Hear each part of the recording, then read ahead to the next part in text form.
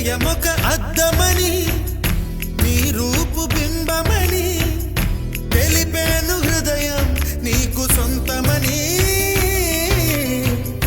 బింబాన్ని బంధింప